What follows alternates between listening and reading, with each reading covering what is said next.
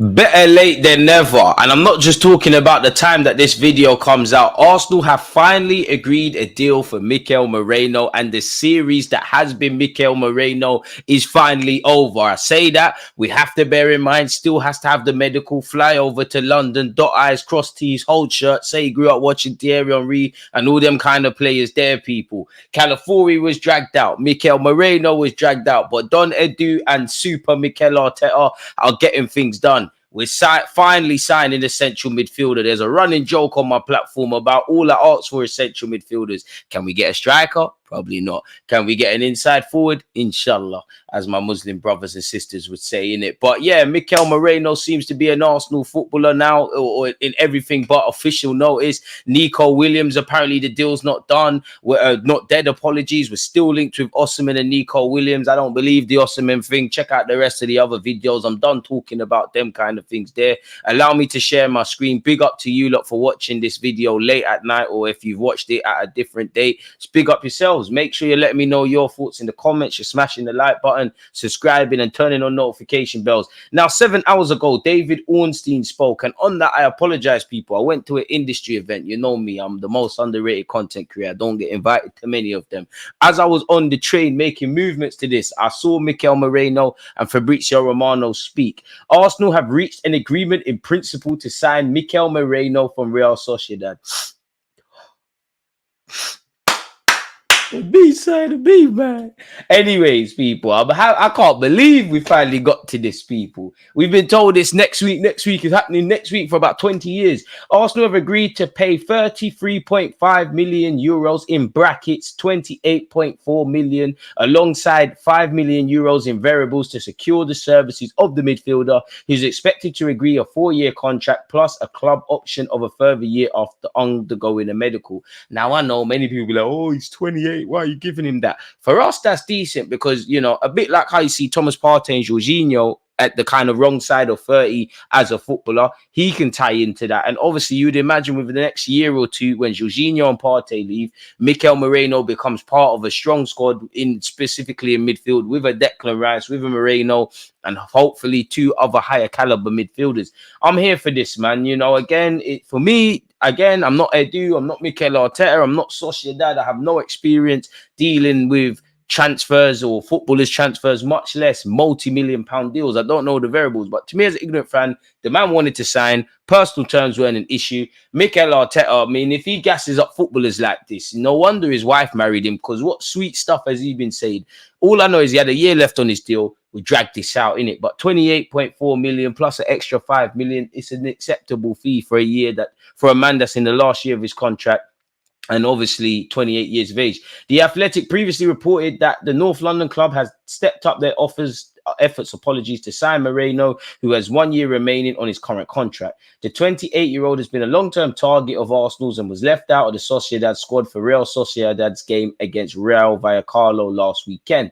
If the deal is finalized, Merino will become the 3rd player to join Arsenal this summer. Obviously, David Raya's move was made permanent, and we've obviously signed Riccardo Calafiori from Bologna. We all know he came through the ranks at Osasuna, has obviously played for Sociedad, Newcastle, and Borussia Dortmund, a Euro 2024 winner, scored a great header in the semi-finals against Germany, and his dad was a former footballer. That must have been a great moment for the Merino family. Spanish like Mikel Arteta, from the same neck of the woods in Spain as Mikel Arteta, plays in a role that we need him to sign, that we need to make signings. You know, you look at his aerial duels, his tackles, you know, his durability, the ability to play as an 8 or a 6. Obviously, on the left side of the 8, I don't think he's a like-for-like kind of change with Granit Xhaka, but there's things he can do with Declan Rice and Odegaard. And him, Declan Rice / Partey, Odegaard, finally is going to have suitable midfield partners to play.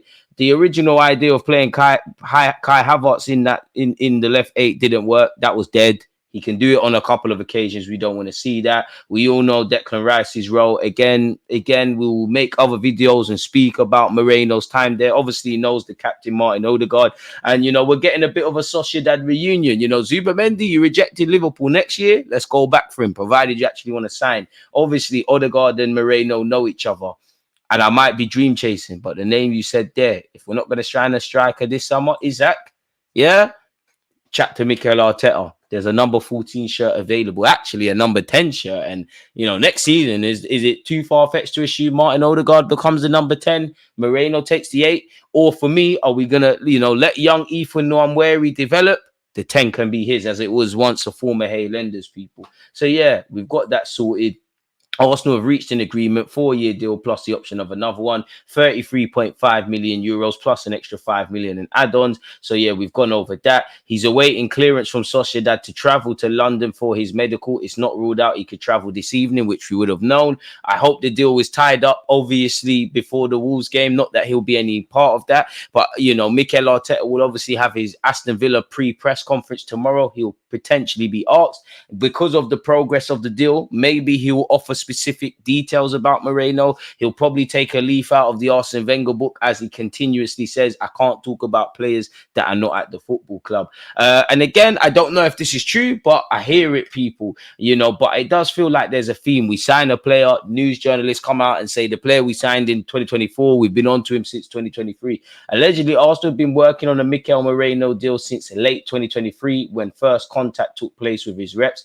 It's been grueling, a tricky negotiation, given the player in the last year of his contract, as Sociedad also tried shifting goalposts, as you would imagine. But Moreno only wanted Arsenal after talks with Arteta. See, my manager. See, Romano has said similar to the Ricardo Calafiori signing or story, Mikel Arteta has been crucial also for Moreno's move to Arsenal, which I'm here for it. I'm here for the agendas, but the man, it's your team. Obviously, he's got to be crucial to it. Positive talks with the player. Moreno had at least 2 more proposals, but he's been clear only Arsenal. Now, there's been some rumours with Atletico, some with Barcelona. There might be some other clubs sniffing around. He's set to travel for a medical and sign a deal once again until 2028, plus a further option. Ornstein has said as well, Arsenal in this strange position with their wide players, in that they're looking for a backup who will be happy being a backup, yet will still contribute to the effect that would help them win trophies, compete for major honours. It's possible Arsenal bring someone in for that position before the window shuts if they find the right deal. That scenario we'll have to keep an eye on, with no guarantees. There's no guarantees in life at all. He's also said in the past there was Pedro Neto, who Arsenal decision makers were big fans of. The one that Mikel Arteta and those involved at Arsenal really like is Nico Williams, but he's the apple of everyone's eyes. Facts. And he's been given the new number 10 at Bilbao. There's rumours of a new deal. Does he necessarily want to leave? I'm not sure.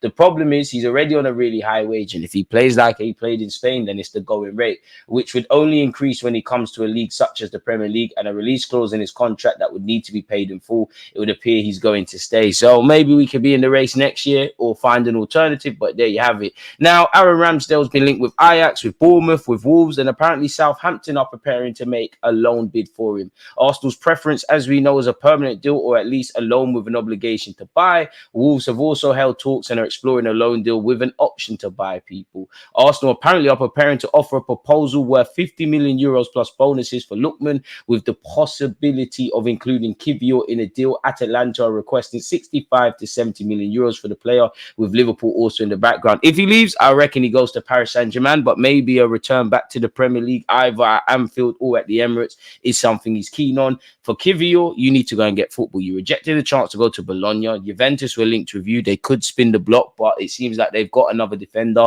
Inter and AC Milan rumours have gone quiet. He was linked with a couple of Spanish teams early in the transfer window. Those have gone quiet. For Kivior, I mean, I don't technically, if you win the Europa League, you get a Champions League spot, right? So I could be wrong, but Atalanta are in the Champions League. They play attractive football. Gasperini's a bad boy manager. First team football is something that could happen. They play attractive football. There's many reasons for him to go to Atalanta, but does Kivior want to do that? And for me, not that I believe this, because I think personally, if he doesn't go to Paris Saint-Germain, owing to the season he's had and how great he had in the Europa League final, his agent is probably using this alleged interest in him to probably get him a better contract. So I think it's a bit of nonsense, really, but we'll have to see exactly what happens in that regards. Apparently, Lookman actually has a verbal agreement with PSG. He wants to join with immediate effect. PSG are in direct contact with Atalanta. Allegedly, Arsenal are closely monitoring the situation in case the deal falls through, people. So we'll have to see exactly what's going on there. Apparently, Raheem Sterling, who I think all us Arsenal fans are waiting for him to be linked with Arsenal, wants to remain in the Premier League after being told he has no future at Chelsea. The number 7 shirt has been stripped of him, been ordered to stay at home. The manager has basically said, yo, he's not in my plans. And if you saw Chelsea in the Conference League in the game they recently played, if Sterling can't get in there, then the manager must really not rate you.